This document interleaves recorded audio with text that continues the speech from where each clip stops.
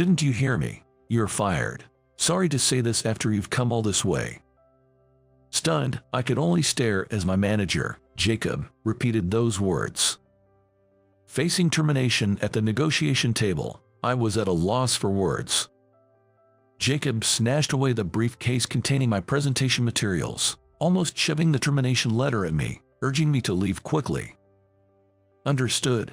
Then, please proceed with today's meeting just with you and Sarah. But it's okay. Regarding the meeting, don't you dare talk about it after being fired. Get going, now. As Jacob walked away with Sarah, I watched his retreating back. Unable to say what I wanted to, I was left standing there, dumbfounded. Little did he know, this meeting was about to spark a significant crisis. I'm Alex. I work as an event planner at a company which organizes events. I've been working here for 10 years now. I guess you could say I'm a mid-level employee. There was a significant reason behind my desire to join this company. Ever since I was young, I enjoyed entertaining people. I was always part of the organizing committee for cultural festivals and sports days at school. It involved a lot of work, and coordinating with everyone was challenging. There were those who preferred to slack off and others who just fooled around. There were times when discussions didn't progress, leading to wasted afternoons. Yet, there are many people who look forward to it. I want to entertain everybody who feels that way. With this determination, I took care of everything from budget management to pamphlet creation. Eventually, all events were a huge success. Watching everyone enjoy themselves gave me an immense sense of satisfaction. Then, one day, President Miller came to my high school for a lecture and said, "Events are about making people happy, by listening to their needs and creating ideas that enrich their lives. Seeing them smile is the most rewarding experience. Our company is dedicated to brainstorming such creative plans every day." I was struck by a bolt of lightning by his word. Exactly, that's it. I want a job where I can satisfy everyone, evoke emotions, and create smiles. That's the kind of work I want to do. His company specialized in planning events. Though I was uncertain about my career path, I no longer had any doubts. I wanted to work for his company. But would they hire a high school graduate? It was almost like taking a gamble. There's also the option of going to college and then looking for a job. That might be the safer bet. But I wanted to start working at that company right away. I studied desperately. It was an effort far beyond what I had put in for my high school entrance exams. Not just that, but I also attended various events and researched the event industry extensively. Perhaps my efforts paid off, as I managed to secure a position at the company. So, that's how I ended up here. Perhaps because it's my calling, I find my job incredibly enjoyable. I brainstorm event ideas and propose them to clients. While it's rare for ideas to be accepted in one go, I listen to their requests like, "Can it be done this way?" and make the necessary adjustments. Gradually shaping the plan, we prepared content and promoted it for the big day. Then, on the day, we worked to ensure everyone could enjoy the event. Despite the numerous challenges, what I loved most was the sense of accomplishment after successfully pulling off the event. However, even such a company has its troubles. Hey, what happened to the funding for that event we discussed before? Well, we can cover it alone, so we're proceeding as initially planned. That won't make the client happy. If we make this a big event, it'll bring in more requests in the future. Find some sponsors. But that's what? You can't do it.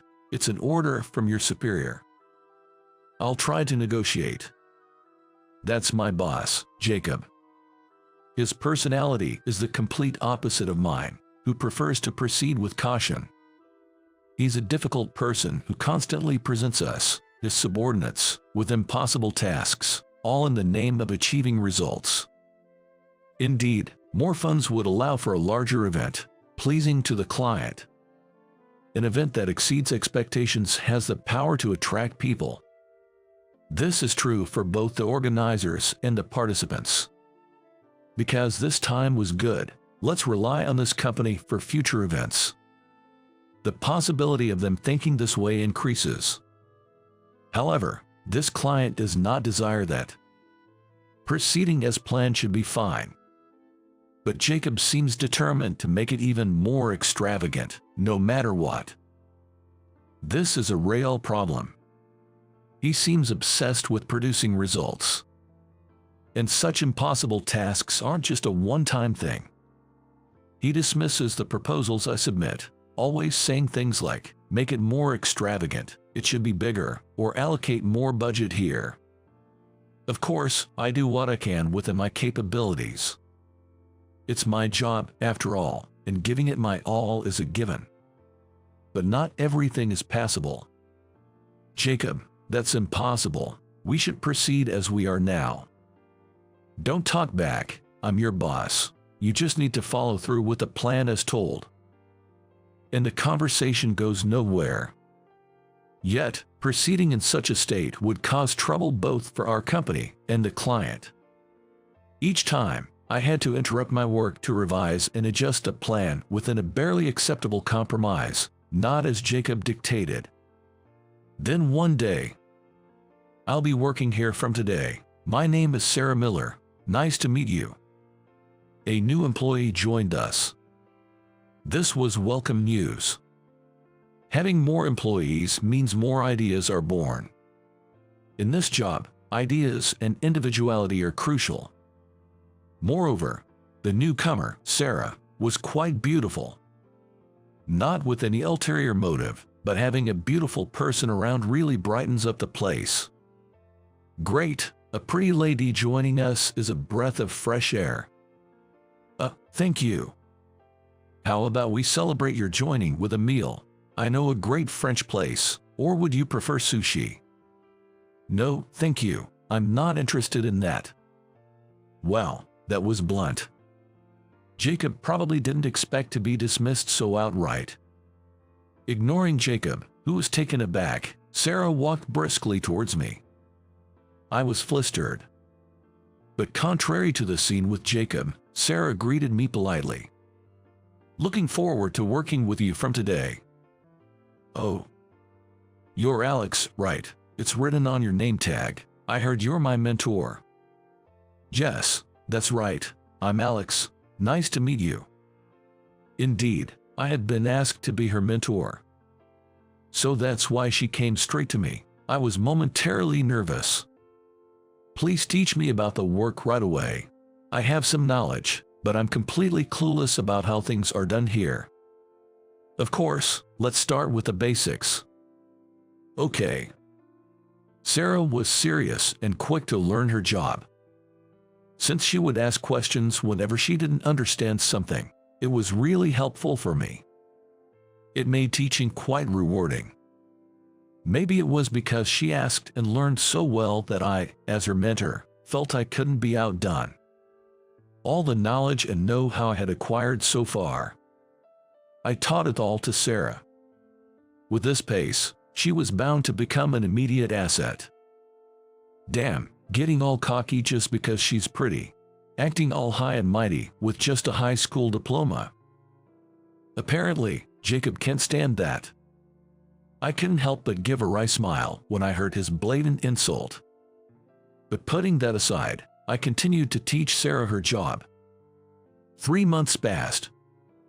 Whether it was due to our hard work, Sarah and I managed to secure a job planning an event for a major corporation. Though it was still at the negotiation stage. But if they liked what we presented, they would surely give us the job. For the upcoming meeting, we were tasked with creating presentation materials for our pitch. This included our past achievements, capabilities, and the required time frame.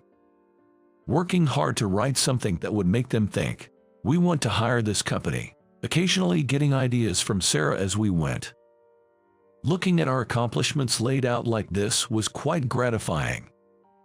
It was then when you snagged that big competition, huh? Jacob, I don't know how you did it, but that's impressive. Makes me proud as your boss. I wondered where he had heard about it. Jacob appeared, grinning as he continued. Mind if I join in on that meeting? What? What's the use of a boss if he doesn't join? Looking after my subordinates is part of my job, you know. That was certainly true, but this meeting was something Sarah and I had earned on our own. Glancing at Sarah, she seemed to share my feelings, her expression uncertain. It felt like he was pouring cold water on something we had worked hard for, but rejecting him seemed like it would lead to more trouble. After all, we're talking about Jacob here. All right, it's fine for you to join us. It's fine for you to join. What kind of way is that to speak to your boss? You should say, could you please join us? He was the one who asked out of the blue. This was turning into a hassle as expected. I was already feeling down, but who knows what would happen if I said, actually, I'd rather you didn't, now. Reluctantly, I rephrased it as Jacob wanted. Could you please join us? That's better. I'm looking forward to it. As Jacob walked away in high spirits, I sighed deeply once he was out of sight. This is definitely going to be more difficult than initially expected. Despite saying he would join the meeting, Jacob didn't help us at all.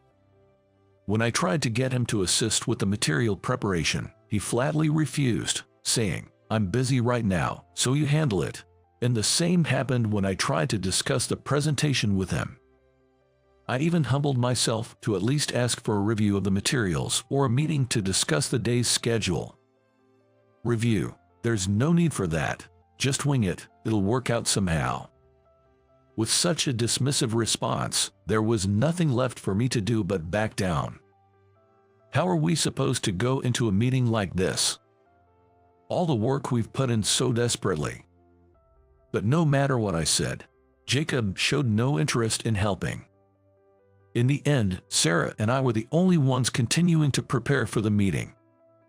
And then, on the big day, Jacob, Sarah, and I took a taxi to the company. I was feeling down, but we had to make it a success, no matter what. Looking over, I noticed Jacob, who seemed unusually smug. I had a bad feeling about this. It was when we got out of the taxi at the company. That's right, Alex, you are fired. What? Didn't you hear? You are fired. Sorry to say this after you've come all this way. The dismissal letter was suddenly presented before me. I couldn't believe I was being fired. I knew he was up to something when he insisted on joining the meeting, but to prepare something like this, I couldn't help but sigh. Jacob just smirked. The termination letter fluttered as if urging me to take it quickly. Sarah looked stunned. Reluctantly accepting the letter, I spoke up. Understood. Then, I'll leave today's meeting to you guys. Alex. Since I'm fired, I can't participate in it, can I? Sorry, but I'm counting on you, Sarah. But then, since you are done working, you should head home right away. Oh, I'll cover the taxi fare for you on the way back, out of pity. A $50 bill was pulled out of a wallet. Its fluttering motion reminded me of the earlier dismissal letter. I refused it and said, Jacob, about the meeting. You're already fired. Don't meddle in this meeting. But this is important. Enough, just go. Cutting me off, Jacob stormed into the company. There was something I needed to say. Sarah glanced back and forth between me and Jacob before apologizing. I am sorry, I need to go, and hurried after Jacob. Will everything be okay? Thus, it began without me. It was our chance to pitch our company to President Taylor. Sarah and I had worked hard to prepare the presentation materials for this moment. However, Jacob froze the moment he saw the materials. What is this? I don't know any of this. In fact, I had significantly changed the content of the presentation at the last minute. We came up with various ideas and worked on them, but what I believed was most important for this company's work was passion, so I decided to make a bold change. Jacob didn't listen to me and went straight to it, but that's what I wanted to tell him. He must have been confused by all the unfamiliar content. Jacob turned pale and was at a loss for words. Moreover, it was impossible for him, who had hardly attended any meetings, to handle this. The result was a disaster. The presentation was postponed. After the meeting, Jacob and Sarah returned to the company to report the results. They were severely reprimanded by the higher-ups. Instead of feeling down, Jacob got angry. His anger was directed at Sarah, who hadn't provided much support for him during the presentation, even though she was present. "It's all your fault. I know you changed the documents on purpose to set me up. We didn't do anything like that. You can say whatever you want. I bet all those meetings were just to set me up, weren't they? Am I wrong?" "That's not true. Please stop making baseless accusations." "Then why didn't you tell me the presentation materials were changed?" "Alex tried to tell you. You just didn't listen and went straight to the meeting." "What? You're just a newcomer and you're talking back to your boss like that? You know better than to defy me. You're fired too." As Jacob and Sarah argued, Jacob's voice grew louder and louder. The noise reached the nearby rooms. A door opened and a person with a puzzled look appeared. "What's all this commotion about? I heard something about firing." "President Miller is sorry. I was just talking." "Aha." But it sounded more like shouting to me. "What have you done to my daughter?" Daughter? Apparently, Jacob didn't know Sarah was President Miller's daughter. His smirk quickly faded to a look of horror. I thought he would have realized it sooner given they shared the same last name, but maybe it was too common, or he just didn't notice. At least, he didn't expect Sarah to be the president's daughter. "Dad, he fired Alex." "What? You fired him without my permission?" "Well, there's a reason for that, you see. It's all his fault. He changed the presentation materials for the meeting." "It's because Jacob didn't attend the negotiation meetings. The change was last minute, but we had been discussing possibly making changes before that." "What?" "And Alex did try to tell you, but you fired him without listening, right?" Clearly at a disadvantage. Unable to counter Sarah's sound arguments, Jacob could only mumble incoherently. This was reminiscent of his behavior during the presentation. "Despite insisting on joining the meeting, you didn't help with the documents at all, and in the end, only we were working on them." "That's because I was busy. As a manager, I have lots of responsibilities." "Enough." President Miller's cold voice made Jacob flinch. He trembled like a scared deer, a far cry from his usual brashness. "In this job, it's important to come up with ideas that make people happy and enrich their lives, but above all, I believe it's crucial to be willing to listen to others." "That's true." "And how about you? You don't listen to anyone, only care about yourself. An employee who can't even engage in a proper conversation is not needed in our company." It was effectively a firing. Jacob, pale-faced, desperately pleaded with President Miller. "President Miller, I've learned my lesson from this incident. Please, anything but firing me." "Didn't you hear me? Sorry, but I need you to leave right away." This must be the result of not being willing to listen. Afterward, I was able to return to the company safely.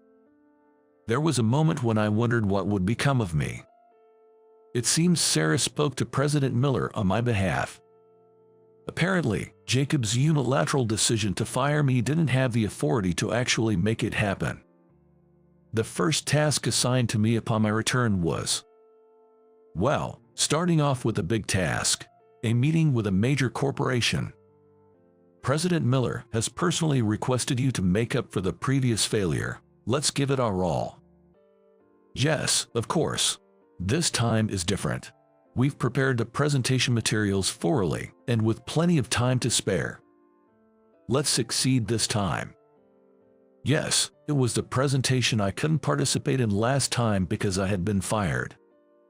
President Taylor of the client company, having heard the circumstances, said, "Then, I want to hear your enthusiasm again." Given such an opportunity, we had no choice but to show what we could do. This time it will be okay. Sarah and I had thorough meetings, and our preparation for the presentation was perfect. We will definitely make it a success. And the result was, "That's great. Truly, well done. Congratulations." Sarah congratulated me with a smile for our success. The result was a success. It seems President Taylor was quite pleased as well. "I definitely want you guys to take on this project. I'm looking forward to your enthusiasm and dedication," he even said. "Since it's with a major corporation, the event will be on a large scale.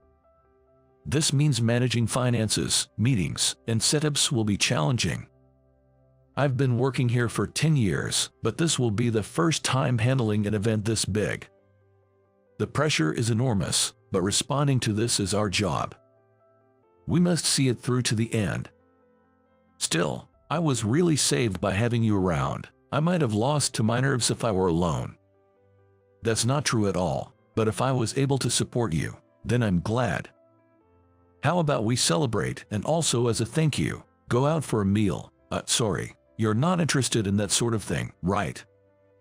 I blurted out the invitation before remembering her reaction wasn't great when she was asked on her first day. Feeling awkward, I was scratching my cheek when, contrary to my expectations, Sarah answered, "Yes, I'd love to." "What? Are you that surprised? Most women would refuse if asked out for a meal by someone they just met." "Oh, I see. That was the reason." "But that's not the only reason." "What do you mean?" "I've been interested in you, Alex, because you're always so serious about your work." Now that was truly a bombshell. "What?" And there, I decided to confess something too. "Actually, me too. Seeing your smile always cheers me up. Having you support me through the work." "Really? I know this is sudden, but would you go out with me?" "Well, planning dates is something I'm good at." "You don't need to be so work-focused." "Sure, with pleasure." Who would have thought it would turn out like this? Feeling a bit bashful, I asked her out to dinner again. Maybe French or something. The presentation went well, and work is going smoothly. I deeply realized that passion is the most important thing.